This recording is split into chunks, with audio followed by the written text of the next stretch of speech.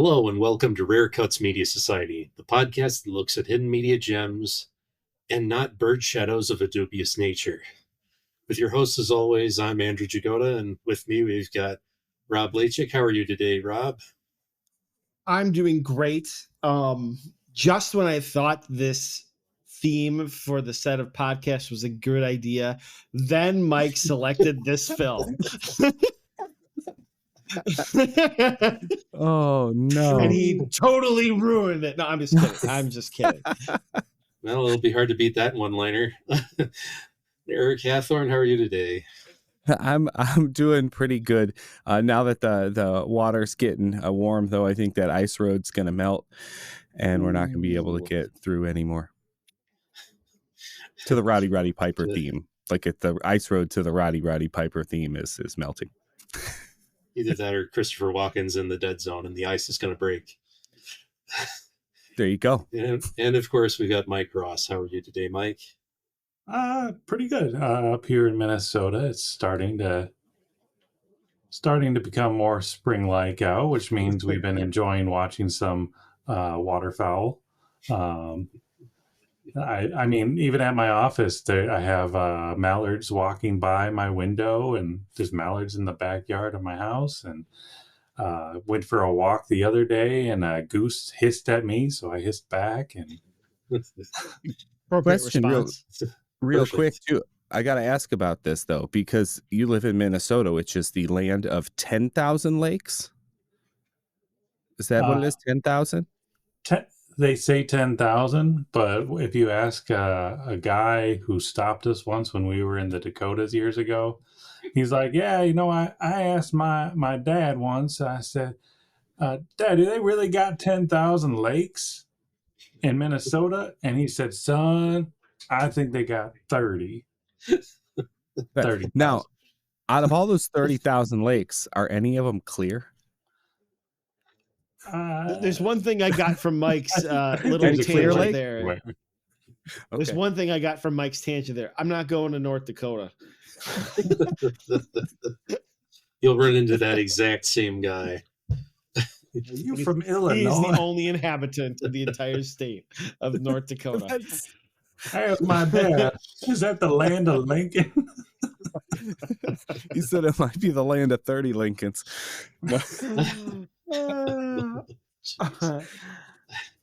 So anyway, since it's Mike's pick, we'll let him take it away. All right. So, okay, where to start? So we started this theme with some Roddy Piper's earliest films.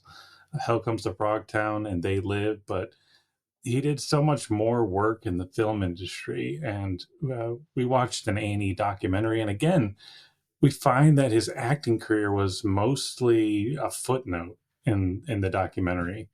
I don't think it's any surprise that I wasn't a huge fan of Roddy Piper, the film actor, but I felt I was doing a disservice by not watching some of his later films as an actor. And from what I could tell, according to IMDb, there's over 170 acting credits to his name, many of which are prolific. Wrestling related. So a lot of them were just like he had a match or he was in a documentary talking about other wrestlers. So I need a little more information from everyone, because literally I have now seen 3 Roddy Piper movies and the documentary.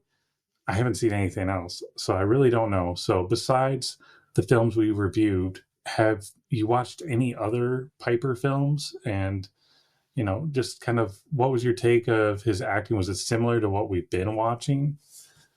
Or does he express more range, or is it mostly action? Because again, I have not watched any more than I've had to. Let's go with Rob, because he picked the theme.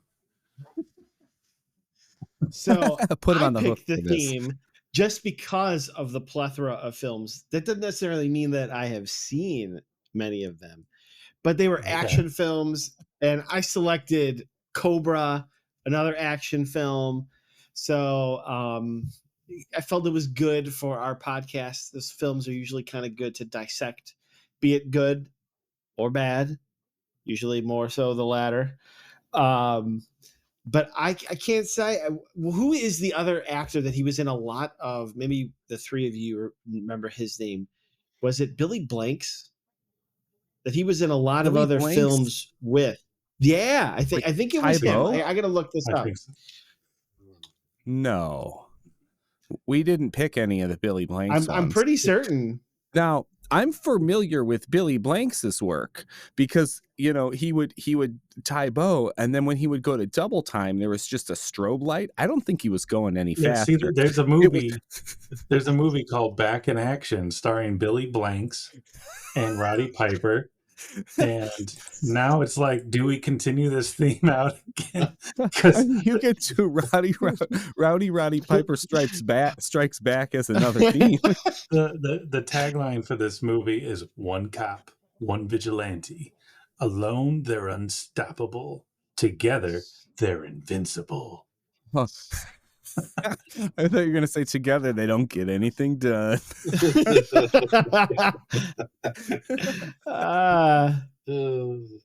No, Billy Blanks. Wow. Just wow. I mean, I didn't see that either. I'm going to agree with Rob. I haven't seen any more. Like, I knew he was in some stuff. I haven't seen more than we watched, other than I'm going to say his acting in wrestling, which we said was over the top on purpose. But I think that's kind of his strong suit. I'm going to go ahead and say, from what I've seen so far, over the top. Well, speaking of over the top, the only other thing that I have seen him in, besides what we've watched, and obviously wrestling career, Royal Rumble? No, it was the Cyndi Lauper's music video for The Goonies Are Good Enough, where he acts completely ridiculous, like his usual wrestling self. It's worlds apart from his acting in this movie, because this showed actual range, which I know we'll get to later, but yeah, it's that music video. It's like, oh God, you're going to give him an acting career. That reminded me of a shameless promotion that I will pop in here now. I recently, on my other show, did an episode about Deke and Disney, like the cartoons, whatever, like Deke, like Inspector Gadget. But they did a show with Hulk Hogan called Hulk Hogan's Rockin' Wrestling. It was a cartoon show, and I was watching clips from it, like to find it good, and Roddy Piper was a character in that cartoon show. So I saw him like in a clip of a Hulk Hogan cartoon show too. So I add that to the list. I'm not going to comment. Right, I brought Hulk Hogan up again. We don't need that rant. Yeah. Okay, so I mean, we learned from the documentary that he didn't feel like he really fit in Hollywood. He felt like he could only relate to other wrestlers. But taking a look through his filmography, especially through the latter half of his career, you can see he did a lot more work with independent filmmakers, and one of which is what we'll be discussing for this episode. I chose an independent film from 2012 called Clear Lake. It was written and directed by Mick, and I'm sorry if I mispronounce this, Palsma? I think it's Palsma. Mick Palsma. I picked this one specifically for its ties to Canada. It takes place in the province of Manitoba, which is next to Saskatchewan, where Roddy Piper grew up. And I have to believe he took this project specifically because it was a role he understood and a life he himself knew very well. Saskatchewan and Manitoba are not as well known as some of the other provinces. Tourism is less and opportunities for work are fewer. So can you pick up on any cues and kind of speculate why Piper may have started gravitating towards these independent films? I think that based on, having seen the documentary, I think he was sick and tired of big executives telling him everything that was going to happen. I think that McMahon kind of spoiled him at times, and then at other times it was like, you're nothing to me. And Yeah. I think he probably met some of these more independent filmmakers that said, hey, would you ever be interested? And I mean, they treated him like a regular person. Yeah. That's what he wanted to be. I was going to go a different direction, but I totally agree with what you said too. And I like, that's the thing. Like, I think it's one of those things where it's not cut and dry, but I'm thinking too, it's kind of one of those things where as he still like, because his acting career gets to be such a footnote, like Hollywood was done with him, but he still wanted to act. And it's kind of like both sides, it was advantageous because like he had some major acting credits. So like to get him in an independent film, he's a pretty good catch. If you don't have a big budget, but you want a name. And for him, it was like, I could still act and get these jobs, but I'm not have it, you know what I mean? Like, I'm not able to get the big jobs. I don't want to get the big jobs because of the major, like, the giant production houses and stuff. I just want to keep acting, and this is the way I could keep acting. And then, they kind of both kind of meet at the spots where they are. Similar to Eric, I think it's probably a product of he's a wrestler. The only roles at that time, I mean, even up to now, are typically roles that are action. Probably the only one or two is like The Rock and John Cena. But all the wrestlers are seen in like action roles. So it's going to be really heavy physical work. I mean, and Piper was what, in his 60s at the time, right? I mean, he's not going to be able to do a lot of major stunt work, other things that he would do with like in They Live, or Hell Comes to Frogtown, right? Those type, he's not going to be able to do that anymore. But then going along to Eric's kind of, I think that's a real big piece of it, is he was probably more easily welcomed in a low budget film, a independent filmmaker. It's a name, right? May not necessarily be a dramatic name, but it's a name nonetheless. Yeah. Well, I mean, I kind of agree with just about everyone. I think the biggest driver is, he had acting ability eventually, and I think that he could definitely relate. And like you said, he was a people person. I mean, from that documentary, if the one thing that you could get out of it is that he liked to make connections, he liked to talk, and I feel like this was an outlet for him because, Hollywood, you're going to have agents, you're going to have a lot of red tape you have to go through for different parts, you have to do all these auditions, and there's rejection tied to that, which I don't think that he would receive rejection as well. So I think this was a great way for him to keep doing something that he enjoyed, but eliminate all of the other, clerical type things that he would have to do. And this one specifically, it just, the fact that it was a Canadian filmmaker, I think that also resonated with him. So Sure. do you think he was a good fit for this film in particular? And also, do you think that he's grown as an actor since those early days in the 80s that we were looking at? Do you think he kind of can show more range at this point in his life? I think he had a lot more range in this. I wouldn't go so far as to say like this would have been some kind of Oscar-winning film if it was a Hollywood movie. I'm not going to say he's the perfect actor, but he definitely was able to show calmer moments, which Hell Comes to Frogtown, was there a single calm moment? I don't think there was, unless he was like sitting in a chair during the credits, maybe. But, so I definitely felt like he had a lot. He had learned a lot. Yeah. So yeah, for me, it worked having him. You could have done the movie without a name like him, but I think he was fine for it. Mm-hmm. I think it's just kind of the natural progression of life. I mean, it's 20 years later, right? He's in it. I think I just looked it up. He would have been 58 when this film was released. So assuming he was in his mid to late 50s when he was filmed,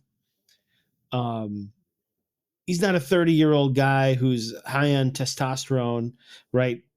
Putting people through tables, hitting people over the head with steel chairs, right?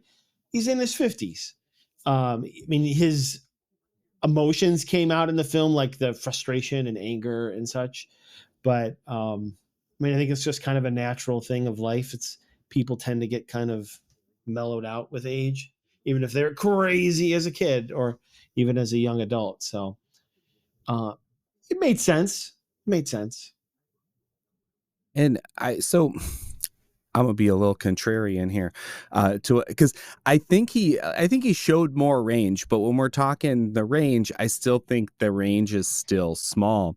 In that, I wrote down here that he's got this old man yells at cloud energy through like the whole movie. In this case, it's old man yells at bird.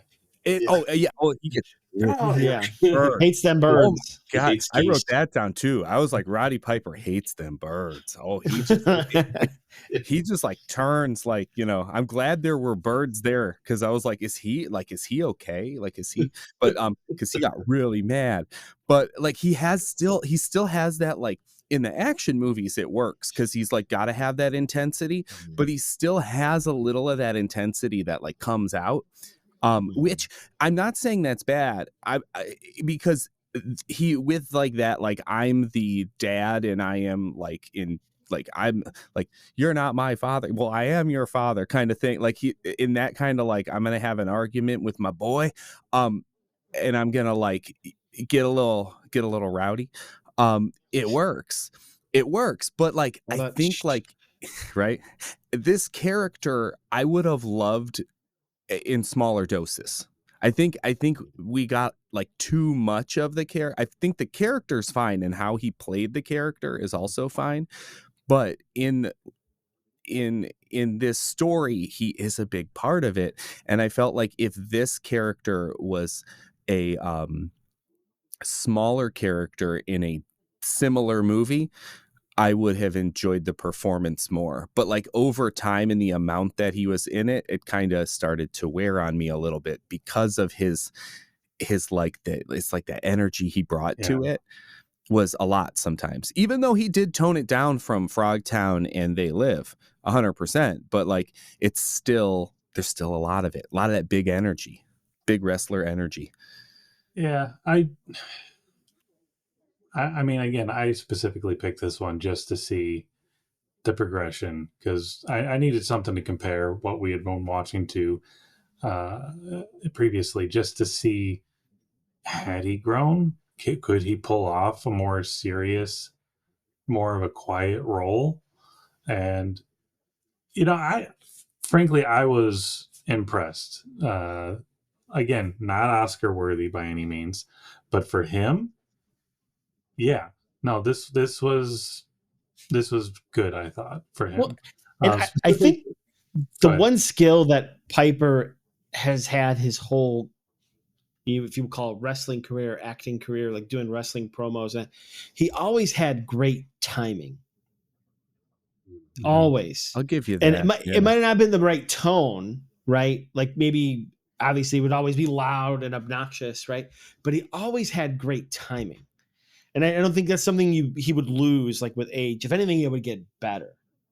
Right. And I think that came out a little bit in the film, like some of the interaction with his son, Jimmy, in the film. You could see he was had good timing with him, even if he's not like the greatest of like actors, like by the book type of thing. His timing was still really good with them, and I think that's something that kind of, if he didn't have that, it probably wouldn't have been all that great. But he still had really good timing with the scenes that he was in with the other actors and actresses.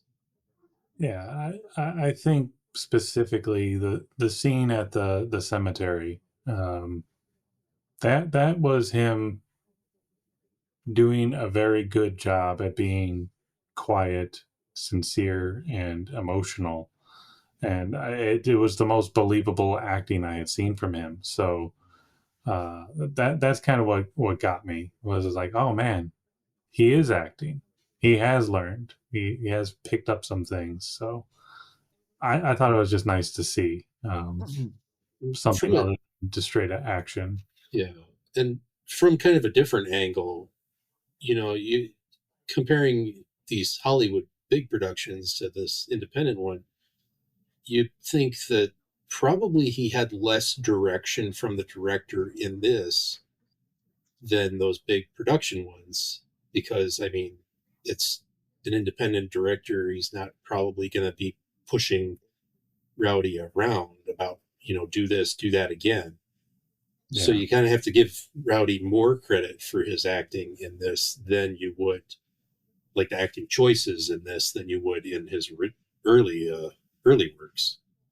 Right. The independent film could have more of that collaborative vibe, where it's not like we have a producer telling a director what this should look like in the reshoot and like that whole chain. You kind of got more of like everyone's together out there. That's true.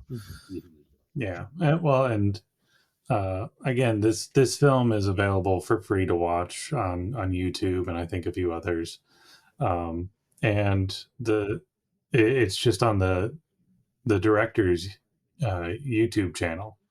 And I had noticed that they do respond to people's comments, and there's a lot of them where people are asking about what it was like to work with Roddy Piper, and consistently the director responds to people talking about what a wonderful experience it was, how genuine Roddy was, and easy to get along with. So again, goes back to that mentality of he was connecting more with people rather than wanting big budget movies, at the same time that, maybe Hollywood wasn't interested in him either. But it was, again, mutual benefit. Like they both found what they needed. So with that being said, the overall plot of the film, it's pretty flimsy to me. I think he does a good job of expressing the life of someone living in a smaller, more remote community, and even think it did a decent job of expressing the feeling of being trapped when caring for a loved one. But overall, the motivations just don't work for me very well. What did you guys think of the film? I have a pretty good idea of where Rob is.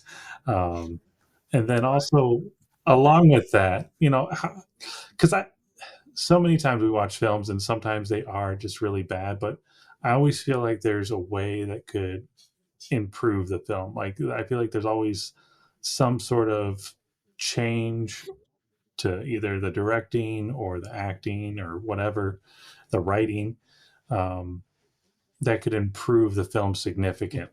Like it's not just a throwaway. So I want to get your guys' opinions on the film itself. Well, I want to talk, because you mentioned motivations, and to me that was like, I liked the film, I liked the plot idea. I felt like they did a great job kind of with the setting, but the motivations was what got me, because we've got Rowdy's character at the beginning is throwing this huge tantrum about him going to visit and see the birds.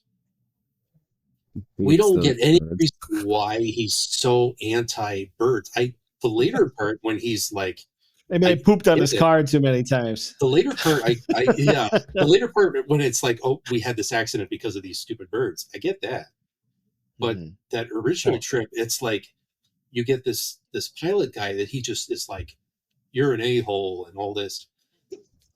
Why? I mean, later on he's a drunk, Well, but he we don't really is. get that at the beginning, that he's that much of a drunk. Yeah. So why is he like, oh, say hi to your wife. Yeah, I'll be sure to do that. Like, was there an affair? Like, I was getting confused. I'm like, what is with this pilot guy? So then when he's later just a drunk, I'm like, well, maybe he was just a drunk the whole time and I didn't know. Well, so that motivation to me was just like mind bending. Yeah, no, I mean that now that you say that, I'm getting the vibe that the past motivations were driven by present knowledge, and so that, even though Roddy Piper is in the past, he somehow has like these premonitions, and he knows that I'm gonna hate the bird because it's gonna kill my wife. And so I'm just, because like you said, at the beginning of the film there's an interaction where he's shouting at geese. He's like, oh, don't tell your ma. And it's like, what? Well, and maybe that accounts for, like I said, he had that old man yells at cloud energy, but that's it. Because we don't know that why he's mad. Like, that's why it's that motivation piece. Because we don't know, like, I got that old man yells at cloud energy because he's yelling at geese. He's mad about this pilot. All these things that we don't know why he is. But there seems to be something that he's upset about. It just seems irrational because we don't know why. So the anger from, so I have a real beef with the storyline of this, and I'll explain why. So the one part I don't have a beef with is like Roddy, or what's his name, Wayne, I think the father's name was in. Wayne would get angry, like, you basically don't get on that raft, don't go over there because it's too dangerous, right? That type of anger I get. That type of like he's overprotective. Makes sense. He's very protective. Mm-hmm. The part from the motivation of like Jimmy and his friends to go see these ducks that I still can't get over from this is that started, they were going to go see these ducks. They said 20 years had passed. You're telling me in 20 years they didn't have a boat rental, that he could have got a boat and went and saw them damn ducks? Or even to the point, his friend worked at a scrapyard. You're telling me a boat didn't show up in 20 years where you couldn't get across? Recognize each other right away. but they lost touch. That's the part I couldn't get. It's like, you couldn't rent a boat, save up some money for like 5 years, and then get like a day's boat rental.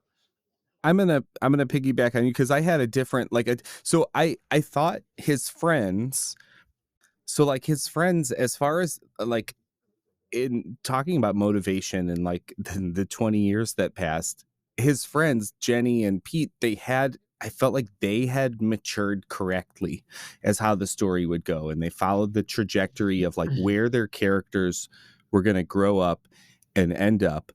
And then Jimmy was like stunted, which I'll make the argument that he was sheltered, and so that could have helped stunt him. I'll give you that. Like, he was stunted in his like mentality and maturing, that he, like, even when he shows up at like the houseboat and he's just like, can I have your houseboat? I'm going to hook it up. Let's do this thing right now.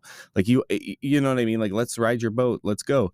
And she's like, Jenny's all taken aback because like her grandma just passed away, and she's like mourning, and it's like the way that they like have it almost seems like he's not. I would have liked to see him maybe like reconnect with his friends first, and then him like express the feeling sheltered and like wanting to get out, and then like his friends being like, do you remember how we were building that boat and we wanted to get to see the geese, and him being like, oh yeah, that was awesome, we should do that again.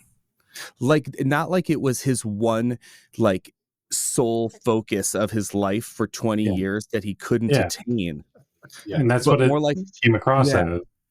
Right. Yeah. But if it was like a reconnection with his past and he was also in like the same zone as his friends, and now it's like a reunion and it's a story about dealing with loss and the shelteredness. Because, like, I mean, you had a perfect connection where his friend lost her grandmother and he had lost his mom years ago, and they could have like bonded over that. And then that brought up the past with the boat raft thing they were building and the geese and all. I don't know. That's I kind of wanted that to happen, and that it fell flat for me there. Yeah, for me, that was a huge like issue that I had with Jimmy was, and when I say this, I'm not putting anyone down, but I felt like he was supposed to be autistic, but they refused to actually come out and say it or anything that actually like acknowledged it. Because I kept in my head going, is he autistic? Because he's doing these things, he's acting like very childish, even talking childish, like I'll take your boat. What's he doing? And I feel like it wasn't handled well, because either it should have just been like he was less weird, or just full out it, be supportive of it, say, this is why Wayne keeps saying, I'm trying to take care of our boy, but it's hard. Like, what's so hard? He's a full grown adult. Like, come out and say it. Like, is he special needs? Like, just back it up, admit it, or leave it out of the picture. Yeah. I mean, I think that's where I was thrown as well, was for someone to have that level of obsession over a certain topic. It does feel similar to aspects of autism. And honestly, I feel like if they had owned that message and that character, it would have been better received and probably a better film in general. For sure. But instead, it's more their boy Jimmy, traumatic loss of his mother, and he's been living with his dad. And they say that he's sheltered, but everyone in town knows him. And yeah. Except his friend Pete for 20 years. It's been driving the truck around all day, every day. Couldn't find you. Down the street from where, like, come on, Pete. Also, did Pete seem a lot older when they got older? Like, it looked like he was possibly older than Jimmy and Jenny, but like he was like then the same age as Wayne. Well, that was the thing. Like, Wayne never got old. Roddy Piper he didn't age at all. It was 20 years. They looked the same. His hair was a little lighter. Makeup. He looks good. He looks good for 20 years older. Yeah, Pete's had a hard life. I mean, he's been working at the junkyard and doing hard labor, and those winters are not easy. Jimmy's been inside. I have a question about Pete. Who was that guy who won the lotto at the end, who was like cursing up a storm? So that is one of my questions I was going to ask is, who do you think the best actor in this film is? Because for me, it's the junkyard owner guy. That guy? The junkyard owner who won the lotto, who was like... What was his name? I'm an effing millionaire. Was it Fat Hank? I'm looking at the cast list right now. There's a guy named Fat Hank. Was that him? Or there's a Frank. Who is Frank? Who was the pilot? Frank is the pilot. Frank's the pilot, right? So Fat Hank must be... Although there's two guys who play Bobby. Oh, no, it's the same guy, different names. Okay, same guy. Bobby or Fat Hank? I'm guessing it's Fat Hank. Yeah, I think that he's probably just a local. If I were to guess. He's a local coot. Probably actually runs the scrapyard. That might have been the most entertaining part of the entire film. That 30-second bit. It's all yours. The whole thing, it's all yours. Yeah, no, I don't disagree. Yeah, there's a lot with this film. I mean, I think that there's potential. There is a better film that could be made off of the framework and bones of this. I think it needed another probably 2 more drafts of writing to give better motivations, or a rewrite of the character of who Jimmy is, to maybe like you're saying, Eric, where maybe Jenny comes to town, there's a reunion, maybe he goes to the funeral and they're all feeling down, and maybe they kind of reminisce at a bar or something. I'm like, you know what, maybe now's the time, maybe we should go try to see the snow geese, maybe we figure that out and find a way, and then the motivations become more natural rather than, I just gotta see the snow geese, I have to, I'm gonna destroy your houseboat. All the effort he spent on that houseboat, could have gotten a boat for 20 years. I'll just say I don't know how deeds work. And then they just knock the whole house part off, and it's like, end. You could have just put some planks together and just gone across. Yeah. Wow.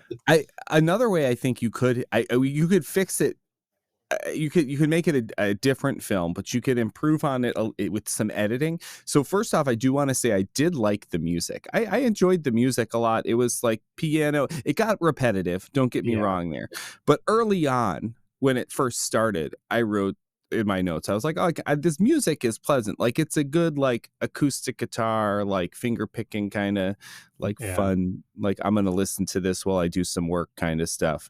And I liked it for that. So I appreciate the music, but if you change the music, make it a little more menacing, and focus on those scenes where Wayne is undermining Jimmy, you could make this into a weird psychological thriller really easily, because you have like the violent outbursts of Wayne and those birds, and then you like cut to those scenes with like menacing music where he's like flipping the logs away in his wheelchair, and like the wheels going through the mud, and then you just kind of change the tone of the scene where Jimmy's like, Dad, why is there mud on your wheels? And he's like, heh, I guess there are. I gotta clean them off. And then it's like, dun, dun, dun. You do it more like that, and it could be a different movie, and I would be okay with the motivation. Yeah, and don't forget that what put Wayne in the grave was apparently was chopping trees down in the middle of the night. But why? In the cold.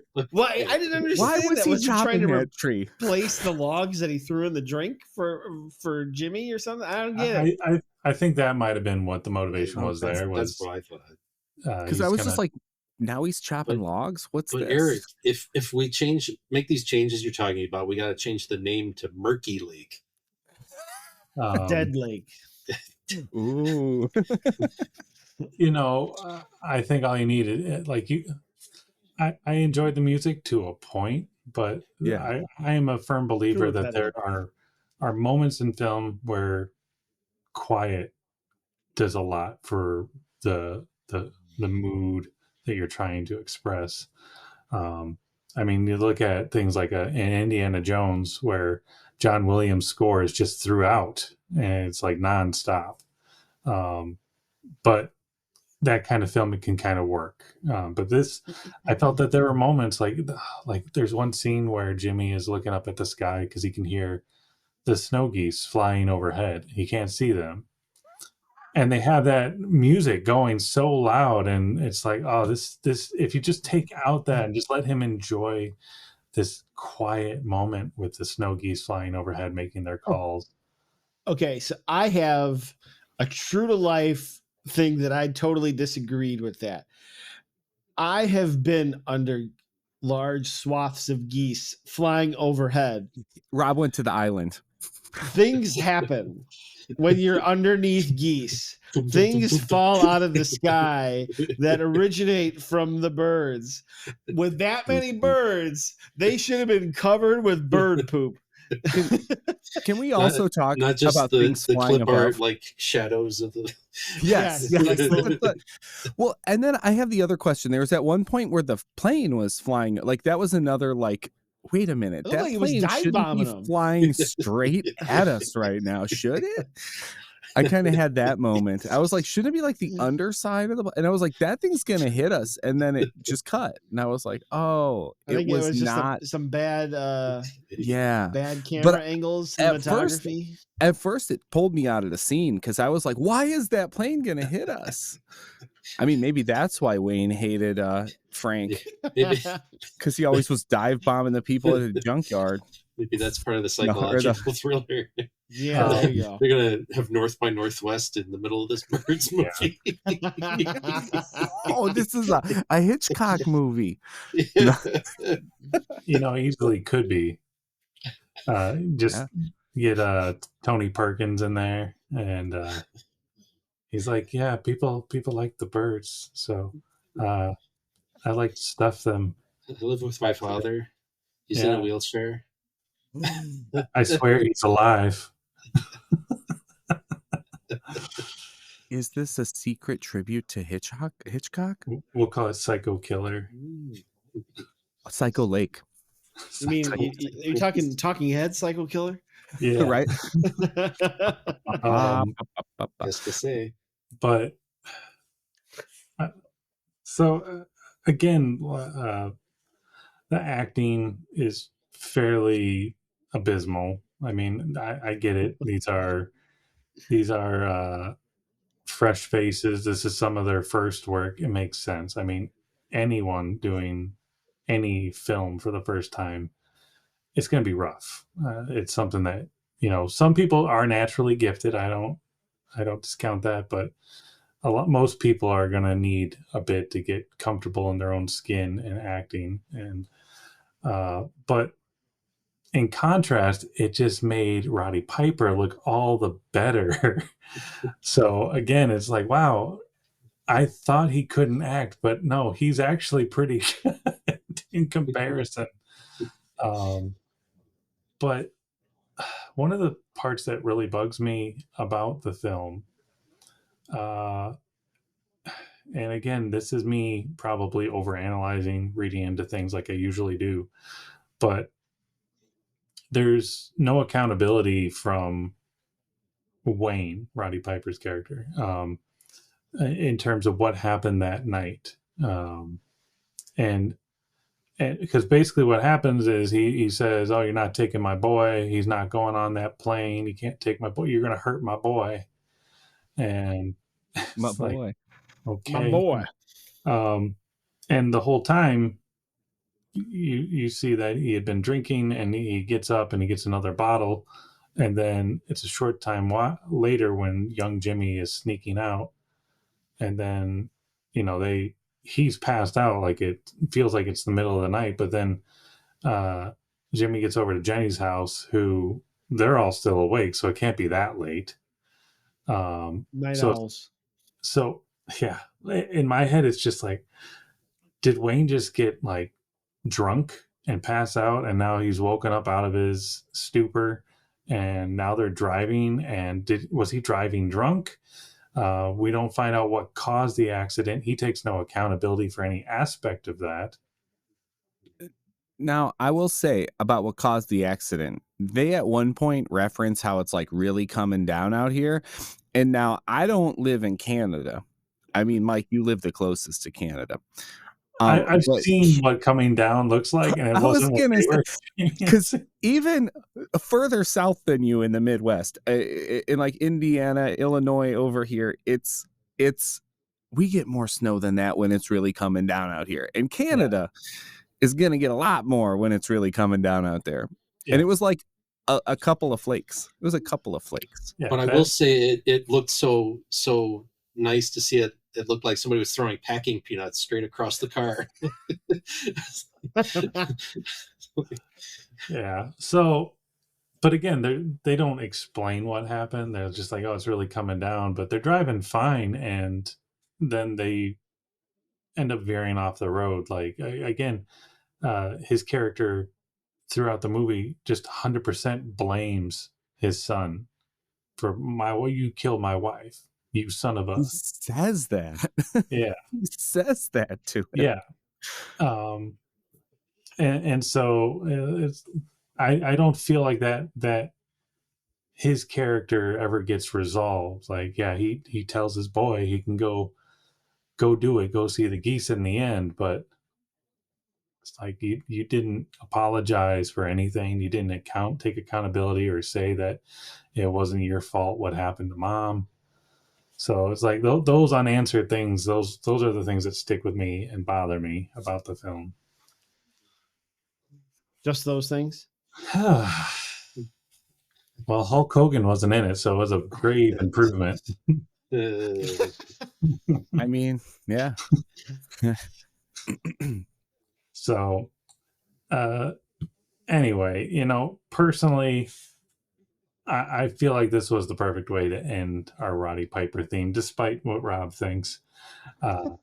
Yeah, he wants I'll it to admit- keep going for 18 episodes. No. We need to continue it and watch Back in Action starring Roddy Piper and Billy Blanks. Well, I mean, depending on how this goes, if Rob wins again, he could technically extend this in a very soon. It could be Billy Blanks films. It's the same. It's the same thing. pretty soon our topics are going to be like Jason Statham movies that aren't action movies. Oh yeah. But I'll admit, when Rob selected this as our theme, I tried to bargain. I tried to talk him out of it. It's true. But yeah. Credit where credit is due. I believe this ended up being much more interesting than I initially thought, and I've come away with a greater appreciation for Roddy Piper. So with that being said, anyone have any kind of last thoughts on the man, the myth, the legend, Roddy Piper? I want to suggest something. So there is a world. Just you don't. Just you do. No. So there is a world where we could do. I mean, like, there are enough Roddy Piper films that we could do this again, and all of them are B movies. So it would fit with the rare, no matter what. So I'm not discounting the fact that might one day happen.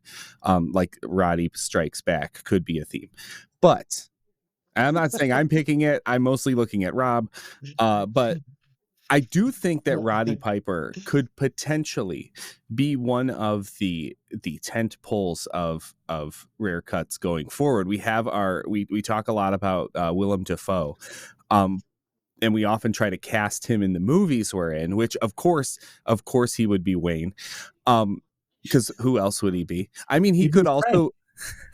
I was going to say he could also be the junkyard. Oh yeah, could have been that guy. I'm a millionaire.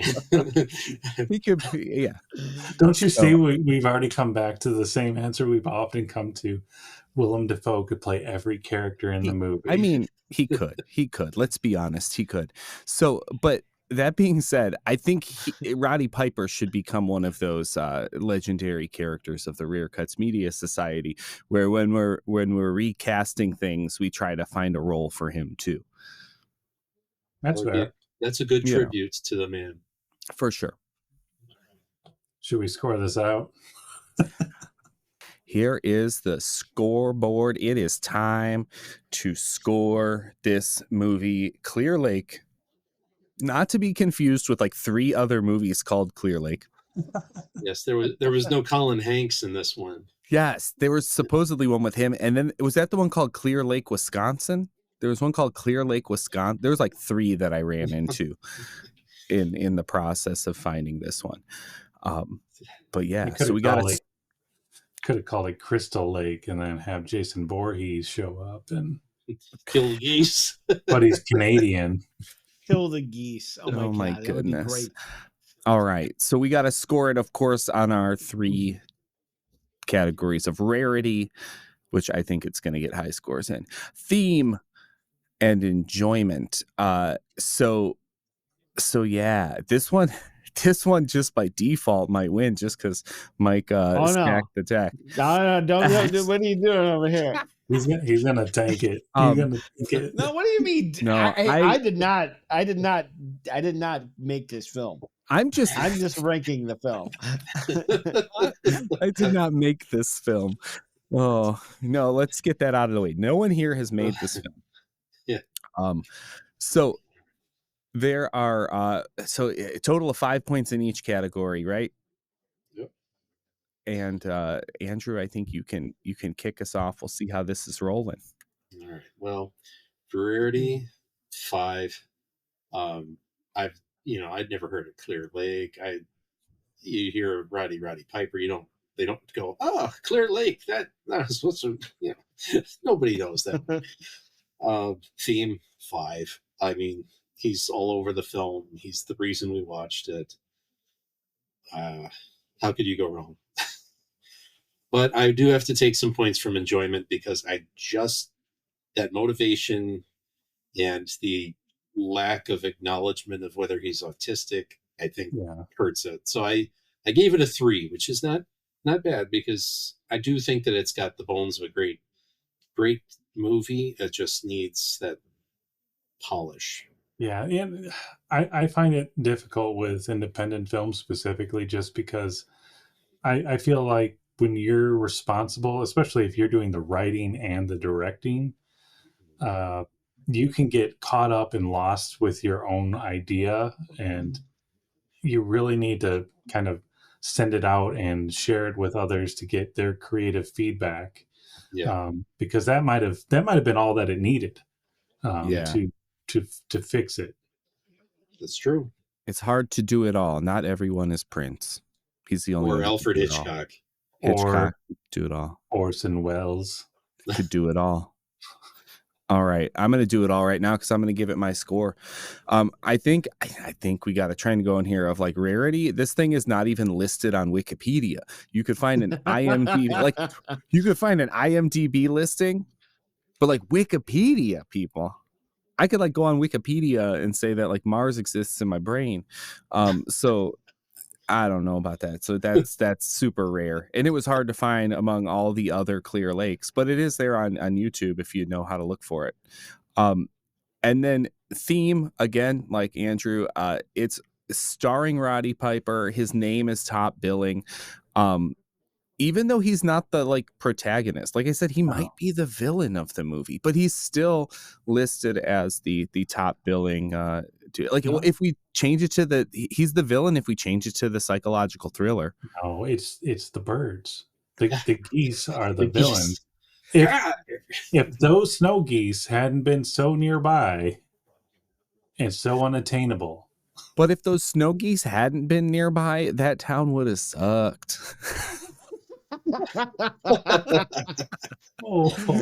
Why not open a candy store? There was nothing else. It was the geese. That's all they got. As far as enjoyment goes, I'm gonna give it a 2. 1 for the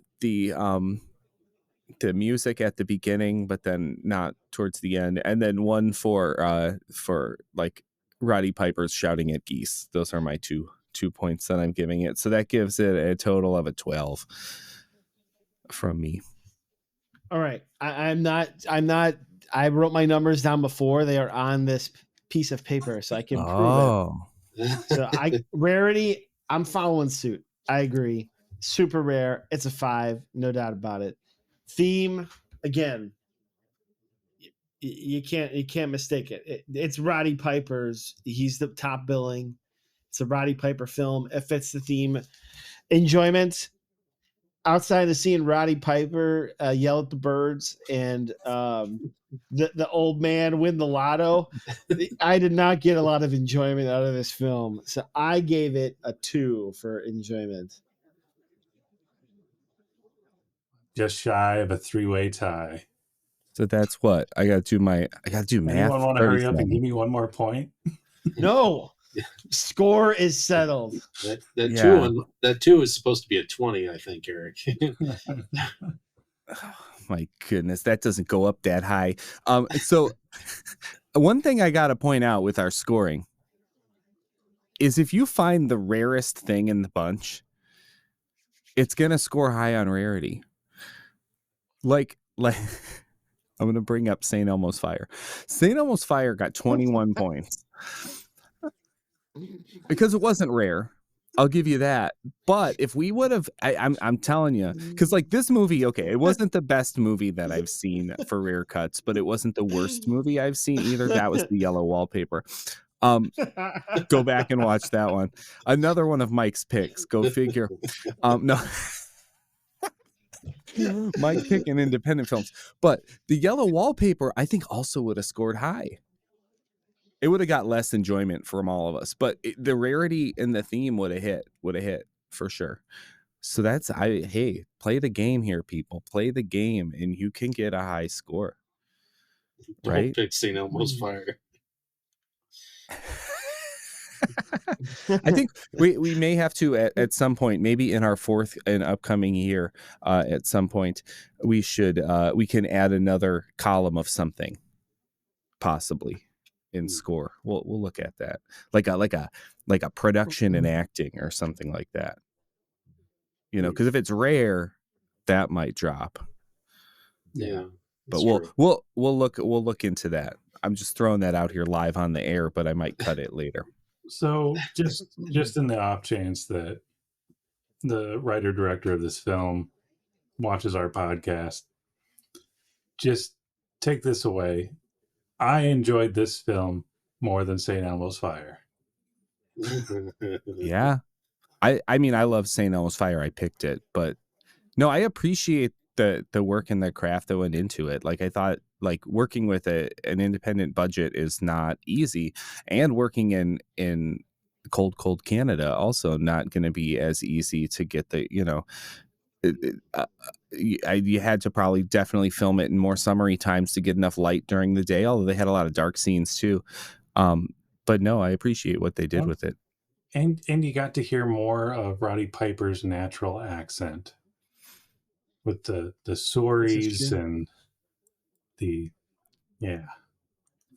so we're going somewhere completely different once again. So before we go there though, because I was trying to pull up my leaderboard, I have it all filled out now. So we still have we cannot yet announce a winner for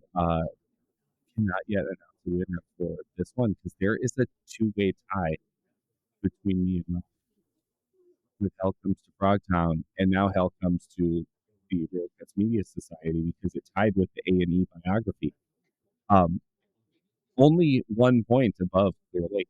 So we'll have to figure that one out on a future story. But Mike, you were teeing it up when I stopped you. Go ahead. Yeah. I mean, one more point, we would have had three-way tie. Y'all rubbing it in. Honestly, like I knew I had it locked up for rarity and theme, but I was like, I'm going to get all ones for enjoyment. So the fact that you guys gave it a 2 even or above is like amazing. But yeah, so we're all done here with Roddy Piper for the moment. But like a good villain, they always come back. But I think we're off to something completely different. I don't know if someone wants to take it away. Andrew, maybe. All right. Andrew won. Yeah. I won the holiday arc of episodes. So I have an envelope here that is going to be involved in our next reveal, but you're going to have to wait and tune into our mini episode to find out what we are doing for our next arc. Should we tell them it all here, or should we keep it secret? No. Is it Billy Blanks? I will say you mentioned having great villains. There are a lot of great villains involved with this. So Satan?